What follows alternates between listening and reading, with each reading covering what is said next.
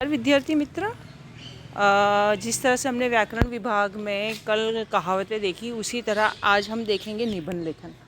तो लेखन कार्य के अंदर हमें किन किन बातों का ध्यान रखना चाहिए और किन किन चीज़ों की आवश्यकता होती है वो महत्वपूर्ण है। इसीलिए यहाँ पे निबंध में किन चीज़ों का सबसे ज़्यादा हमें ध्यान रखना है, हम उसके बारे में जानेंगे। तो पहला है निबंध। निबंध शब्द मतलब नी और बंध के योग से बना है। नी और बंध के योग से बना है निबंध, जिसका अर्थ है बंधा हुआ। मतलब जिसका अर्थ होता है बंधा हुआ, किसी चीज़ को हम बांध देते हैं उस तरह। यह साहित्य का महत्वपूर्ण अंग है।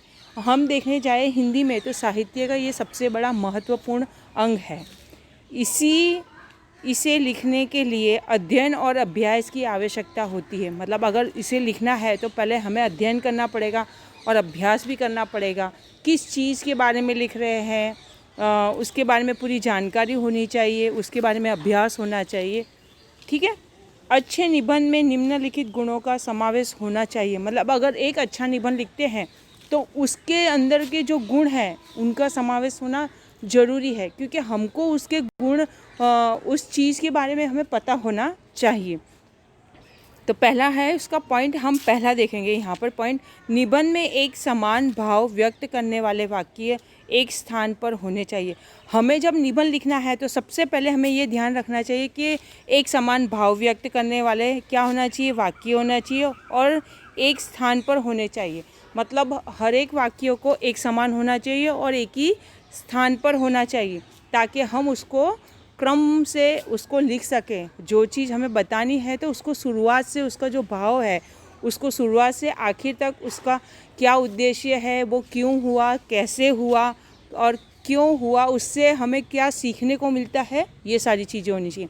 दूसरा पॉइंट देखेंगे हम, निबंध के आकार का भी ध्यान रखना चाहिए। मतलब वो कितना आकार है, कितना लंबा है, कितने शब्द हैं, इन चीज़ों का भी हमें क्या है ध्यान रखना चाहिए।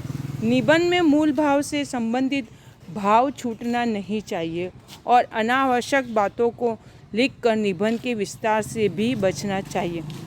मतलब यहाँ पर है निबंध का जो मूल भाव है, जो मूल उद्देश्य है, जो हमें बताना है वह नहीं छूटना चाहिए, और जो नहीं लिखना है ऐसी सारी बातों को भी हमें निबंध में नहीं लिखना चाहिए, जिससे उसका विस्तार, मतलब जिससे उसे हम बहुत लंबा चौड़ा नहीं लिखना चाहिए।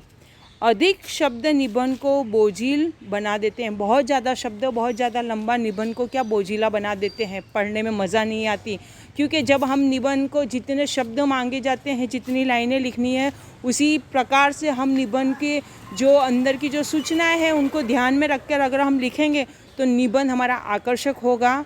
ज़रूरत की चीज़ें होंगी अंदर, जो मांगा गया है, जिसके बारे में लिखा गया है, उन सब चीज़ों का यहाँ पर उद्देश्य के रूप में रखा गया है, ताकि हम उसे अच्छे से बता सकें। यही निबंध का उद्देश्य होता है। आगे हम देखेंगे यहाँ पर तीसरा पॉइंट देखेंगे, निबंध की भाषा भावों के अनुकूल होनी चाहिए। मतलब जो निबंध की भाषा है वो उसके अंदर जो लिख रहे हैं उसके जो भाव है उसके मुताबिक होनी चाहिए, उसके अनुकूल होनी चाहिए। निबंध की भाषा ऐसी होनी चाहिए जो सभी की समझ में आ जाए। मतलब हमें उसकी भाषा कैसी होनी चाहिए कि हर कोई उस निबंध को पढ़े और उसे समझ सके, ऐसी उसकी भाषा और उसके शब्द होने चाहिए। भाषा की क्लिष्टता से बचना चाहिए। मतलब भाषा बहुत ही ज़्यादा ऐसी नहीं होनी चाहिए कि जिस शब्दों का ऐसा प्रयोग नहीं करना चाहिए कि जिन शब्दों को हम समझ ना सके, जिनका अर्थ सही से निकाल ना सके। हमें ऐसी भाषा का प्रयोग करना चाहिए जो सरल हो, जो हर किसी को उस भाषा का हर किसी को उन शब्दों का, उन वाक्यों को अच्छे से वे समझ सकें। चौथा पॉइंट है, यथासंभव प्रसंगों के अनुसार सूक्तियों, मुहावरों, लोकाकृतियों आदि का प्रयोग करके निबंध में रोचकता एवं सजीवता लाई जा सकती है। हम जब निबंध लिखते हैं तो हम उस निबंध के अनुसार हमें उसमें जो सूक्तियाँ, जो मुहावरे हैं, मुहावरों का भी प्रयोग कर सकते हैं। लोकोकृतियाँ मतलब कहावतों का आदि, इन सब चीज़ों को हम जब निबंध के अंदर रखकर और उनका जब हर एक प्रसंग में जिस प्रसंग के अनुकूल हमें मुहावरों की जहाँ पर ज़रूरत है वहाँ पे मुहावरों की, जहाँ पर कहावत की ज़रूरत है वहाँ पर कहावत की, इन सब चीज़ों का अगर प्रयोग करें तो हमारा निबंध जो है वो कैसा रोचक, मतलब बहुत ही मस्त मज़ेदार होगा। सजीवता मतलब असलियत, जो उसके अंदर जो रियल जो सच्चाई है वो उभर के आएगी, मतलब सजीवता लाई जा सकती है, मतलब तभी वो निबंध में जान लाई जा सकती है। तो यहाँ पर हम देखेंगे निबंध के बारे में हमने ये जानकारी प्राप्त की है। आगे हम अब यहाँ पर दीपावली निबंध है उस पर लिखेंगे। दीवों का त्यौहार है दीपावली। तो अब हमारी जो दीपावली आने वाली है तो उन त्योहारों को हम किस तरह से हिंदू समाज में मनाते हैं, उसका क्या महत्व है और किस तरह से उसको हम अपने जो धार्मिक रूप से उसको धार्मिक त्यौहार के रूप में मनाया जाता है, किसकी याद में मनाते हैं, क्यों मनाते हैं, कैसे मनाते हैं।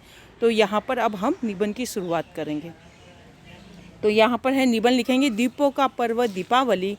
यहाँ पर है तो पहले पैराग्राफ में हम लिखेंगे यहाँ पर भारत त्योहारों एवं पर्वों का देश है। मतलब हमारा जो भारत देश है वो त्योहारों और पर्वों का देश है। यहाँ साल का शायद ही कोई ऐसा महीना हो जब कोई ना कोई पर्व या त्यौहार न मनाया जाता हो। मतलब यहाँ पर ऐसा कोई भी साल का महीना बाकी नहीं है कि जहाँ पर त्यौहार या कोई पर्व ना मनाया जाता हो। हर महीने हर साल के पूरे 12 महीने 12 दिन त्योहारों से ही मनाए जाते हैं।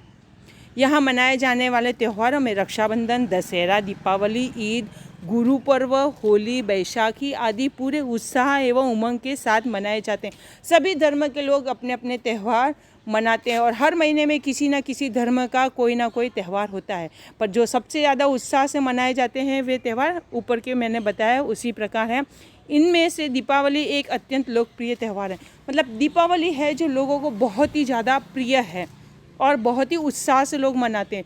हिंदुओं के त्योहारों में इसे सबसे महत्वपूर्ण कहा जाता जाए तो कोई अतिशयोक्ति न होगी। मतलब हिंदुओं के त्योहारों में अगर इसे सबसे महत्वपूर्ण त्यौहार माना जाता है और कहा भी जाता है, इसमें कोई दो राय नहीं है। अब हम दूसरे पैराग्राफ में देखेंगे और क्या लिखना है वह देखेंगे। दीपों के पर्व दीपावली की महत्ता, व्यापकता तथा लोकप्रियता अद्वितीय है। मतलब यहाँ पर देखें कि जो यहाँ पर दीपों का जो पर्व है दीपावली, इसमें सबसे ज़्यादा दीपों को जलाने का ही लोकप्रिय है और अद्वितीय है, जिसलिए हम जिसके बारे में नहीं मतलब वो कर सकते हैं क्या कि हम उसे नहीं छोड़ सकते। यह त्यौहार कार्तिक मास की अमावस्या को मनाया जाता है। मतलब कार्तिक मास जिस दिन कार्तिक मास होगा उसी दिन यह त्यौहार मनाया जाता है। क्या दीपावली मनाया जाते हैं। अमावस्या की काली रात में असंख्य जगमगाते दीप मोमबत्तियाँ इस रात की कालिमा को ख़त्म करने का प्रयास करते हैं। मतलब यहाँ पर देखें अमावस की ये जो काली जो रात है, इस काली रात के अंदर असंख्य देखें लोग दीपक जलाते हैं, मोमबत्तियाँ जलाते हैं और जो है पूरे वातावरण को, घर के आसपास का जितना भी माहौल है वह कैसे तारों की तरह मतलब रोशनी से पूरा चमकने लगता है, जगमगाने लगता है। आकाश में जगमगाते असंख्य तारे तथा धरती पर जलते असंख्य दीपक एक अलग ही नज़ारा प्रस्तुत होता है। अगर देखो तो आसमान में बहुत सारे दीपक और चांद तारे होते हैं और उसी तरह पूरी धरती पे पूरी दुनिया में लोग असंख्य दीपक जला के, मोमबत्तियाँ जला के यह नज़ारा देखने लायक होता है और बहुत खूबसूरत नज़ारा होता है। अब हम तीसरे पैराग्राफ में लिखेंगे भारत में मनाए जाने वाले कुछ त्यौहार ऐसे हैं जिनके पीछे कुछ ना कुछ पौराणिक दंत कथाएँ जुड़ी हैं। मतलब भारत में जो त्यौहार मनाए जाते हैं जिनके पीछे कोई ना कोई पुरानी मतलब जो कथाएँ हैं उसके साथ जुड़ी हुई है, पौराणिक कथाओं के साथ जुड़ी है और उसी के अनुकूल हम त्यौहार मनाते हैं। दीपावली का त्यौहार भी इससे अछूता नहीं है। मतलब दीपावली का जो त्यौहार है इससे भी कोई अछूता नहीं, मतलब इससे भी कोई दूर नहीं है। ऐसी ही कोई पौराणिक कथा है जिससे यह त्यौहार मनाते हैं हम। इस त्यौहार के पीछे जुड़ी पौराणिक कथा यह है कि भगवान श्री राम लंका के राजा रावण को मारकर इसी दिन लक्ष्मण और सीता के साथ अयोध्या वापस आए थे। मतलब यहाँ पर देखें कि जो श्री राम जी है वे वनवास पूर्ण करके 14 वर्ष का अपना वनवास पूर्ण करके और वे लंका के जो रावण जो राजा थे उनको मारकर उसी और विजय प्राप्त कर वह उसी दिन अपने राज्य में वापस लौटते हैं और उनके लौटने की ही खुशी में दीपावली जो त्यौहार है वो मनाया जाता है। उनके आगमन से प्रसन्न अयोध्या वासियों ने घी के दीप जलाए थे। उनके आने से वापस अयोध्या की जो प्रजा थी उन्होंने उनके आने की खुशी में काय के घी के दिए जलाए थे।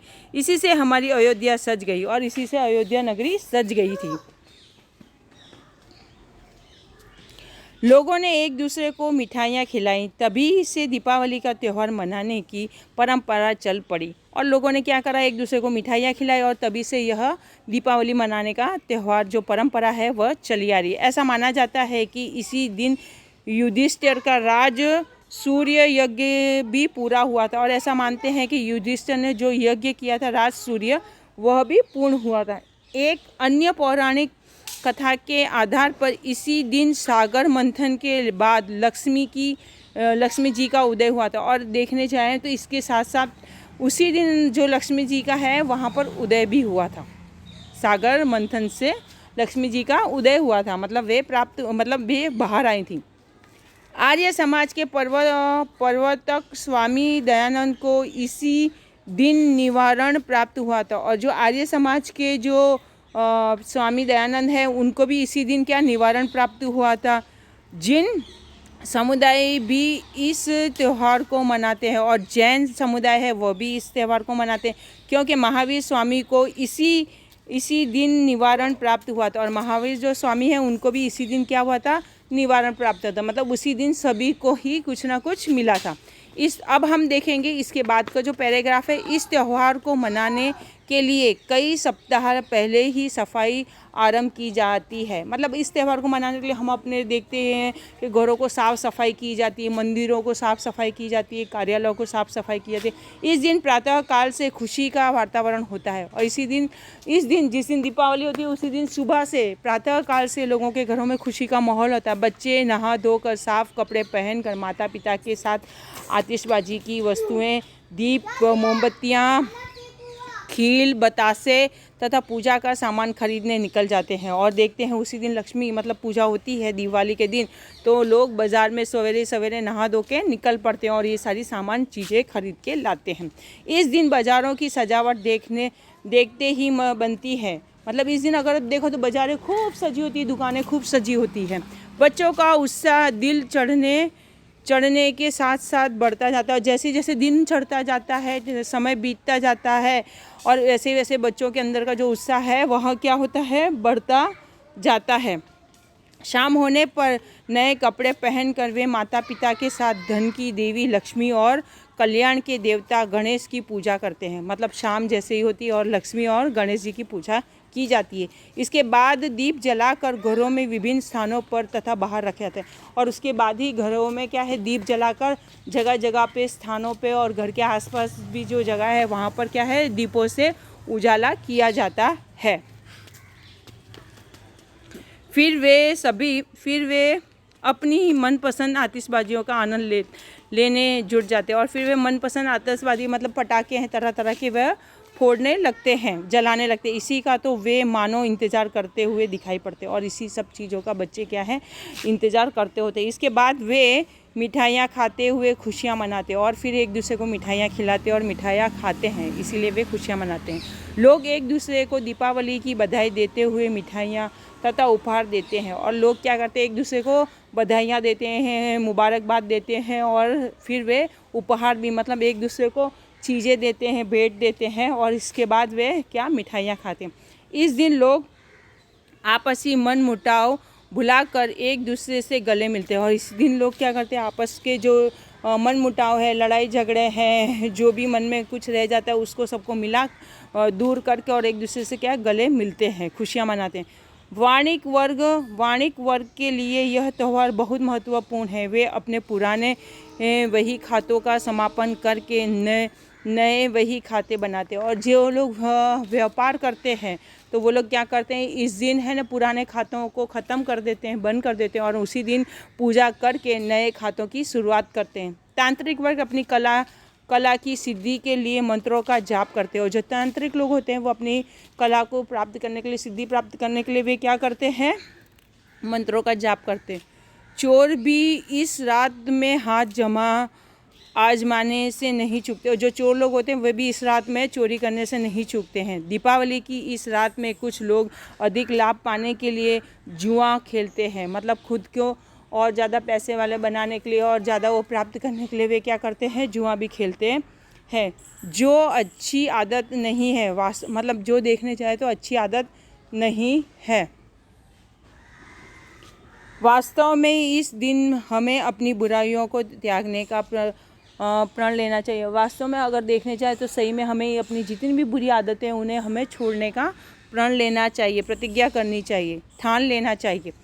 अब आखिरी पैराग्राफ देखेंगे। दीपावली उल्लास और समृद्धि का प्रतीक है, मतलब दीपावली है वो उल्लास और समृद्धि का, मतलब खुशियों का त्यौहार है, समृद्धि और सुख का प्रतीक है। यह अत्यंत पावन है, मतलब यह जो त्यौहार है बहुत पावन और शुभ है।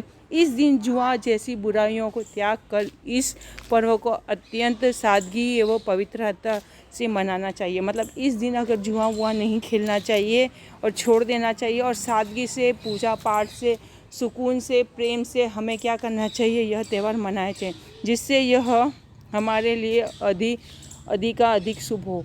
मतलब जिससे हम देखें कि हमारे लिए अधिक से अधिक सबसे ज़्यादा शुभ हो, सबसे ज़्यादा अच्छा हो और हमारी जीवन में सुख और समृद्धि रहे। तो यहाँ पर हमने निबंध किस तरह से लिखना है, क्या करना है वह, और उसमें से हमने एक निबंध जो है लिखा है दीपावली। तो आपको ऐसा ही एक दूसरा निबंध लिखना है जिस पर, जैसे कि अभी वर्षा ऋतु गई है तो हमें वो आपका होमवर्क है, वर्षा ऋतु निबंध आपको लिखना है। नमस्कार।